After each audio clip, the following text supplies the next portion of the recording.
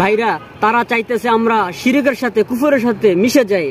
রাসূল সাল্লাল্লাহু আলাইহি সাল্লামকে যখন বারবার বুঝাইতে হয়েছিল, বারবার চেষ্টা করার পরে, ষড়যন্ত্র করার পরেও সত্য ধর্ম থেকে বিচ্যুত করতে পারে নাই, তখন তারা প্রস্তাব দিল যে আপনি 1 বছর আমাদের সাথে মূর্তি পূজা করেন, তাহলে পরবর্তীতে আমরা আপনার দ্বীন ইসলাম পালন করব।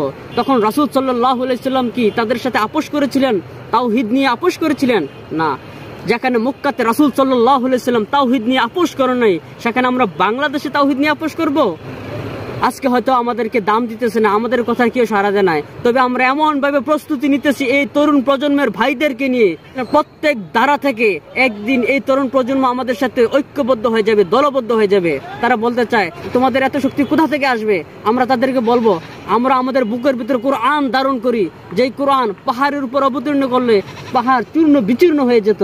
জানতে চায় আমরা কারা, আমরা কোন দল করি? খুব শীঘ্রই জানতে পারবে। জালেমদের বুক ফাটা চিৎকার, মুসলিমদের স্বস্তির নিঃশ্বাস বলে দিবে আমরা কারা। ইজ্জত হারা বোনের মুচকি হাসি, কুফফারদের বাঙ্গা মজনদ বলে দিবে আমরা কারা।